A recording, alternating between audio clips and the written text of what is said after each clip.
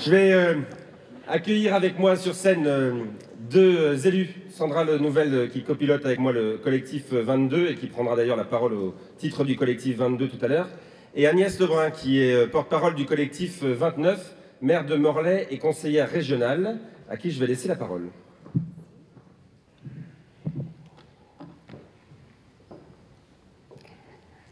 Vous êtes impressionnants.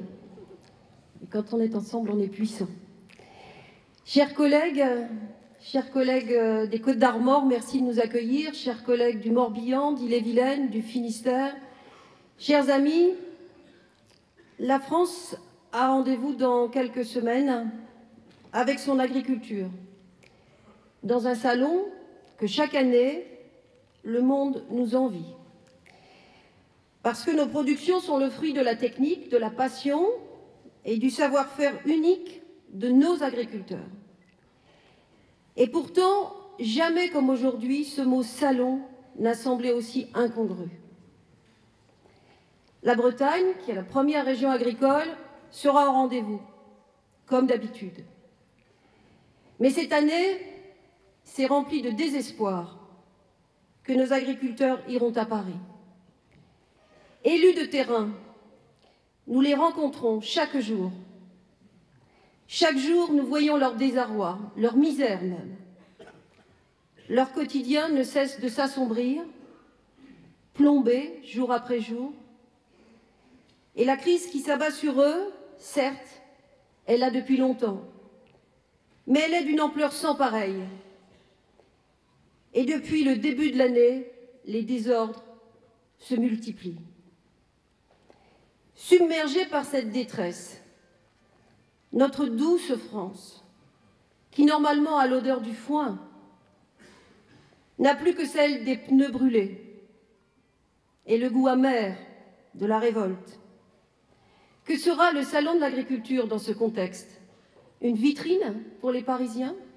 Un décor de cinéma?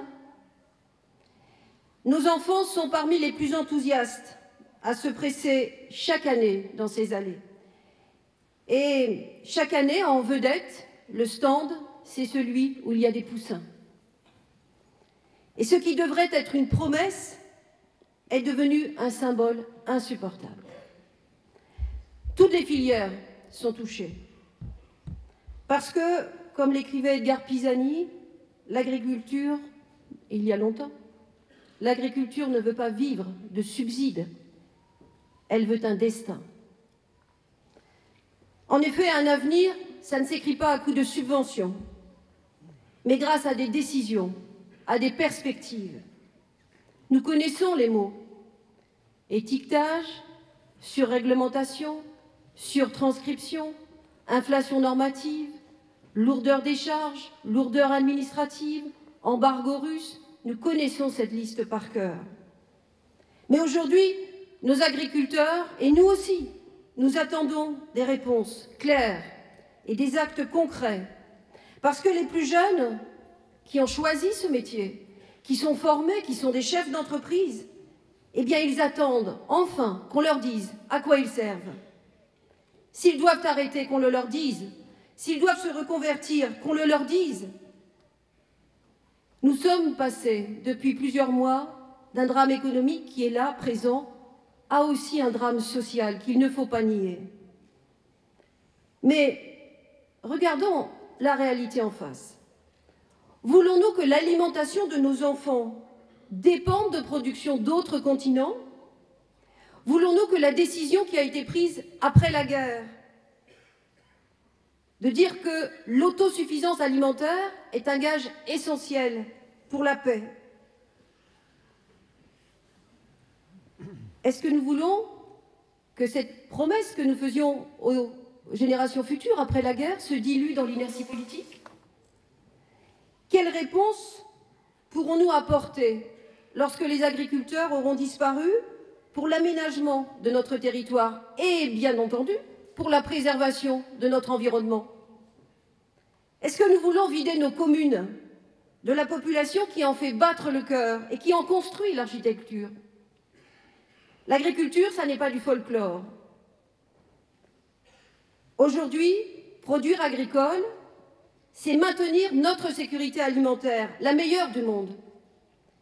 C'est faire travailler en France 1 million de personnes. C'est 7 emplois induits pour 1 emploi direct. Choisir une agriculture performante, c'est choisir l'emploi, c'est choisir aussi la croissance. Parce que c'est reconnaître que l'agriculture, ça n'est pas une variable d'ajustement. C'est un secteur économique puissant. Et pour nous, c'est décider que ce qui n'est pas urbain ne doit pas devenir une zone de friche. En Bretagne, mais dans toute la France, la colère a éclaté. Il y a eu des débordements violents. On a même, et j'étais aussi de celles qui ont utilisé le terme de jacquerie, parce que quand on y réfléchit dans une perspective historique, ça y ressemble. Depuis des mois, les agriculteurs sont à bout, et particulièrement les plus jeunes, et ce n'est plus un signal d'alarme. C'est un hurlement de souffrance, un hurlement de rage. Et nous, élus de la République, nous entendons ce cri. Nous refusons de nous résigner parce que nous savons que notre France, notre pays, que notre Bretagne, que nos départements, que nos communes, ce ne sont pas quelques métropoles prospères qui attirent la lumière, qui absorbent l'argent. Parce que nous pouvons témoigner que la cohésion sociale, elle est aussi nécessaire dans les communes rurales que dans les banlieues. Et que l'économie de l'agriculture, c'est aussi celle qui permet de garder des écoles ouvertes, c'est aussi celle qui permet d'entretenir les routes, c'est aussi celle qui permet de relayer des services publics. Alors oui, nous sommes dans les territoires, oui, nous allons porter la voix des territoires, parce que nous ne sommes pas des réserves d'Indiens. Et parce qu'il nous appartient à nous, tous ensemble, mais à nous aussi élus, de construire la géographie de demain.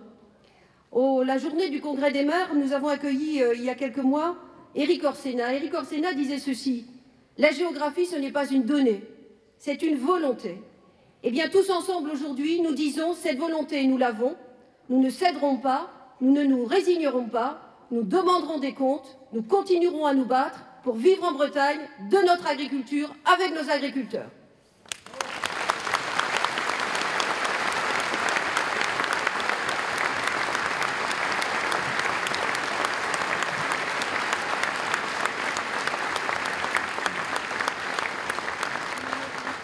Merci beaucoup Agnès.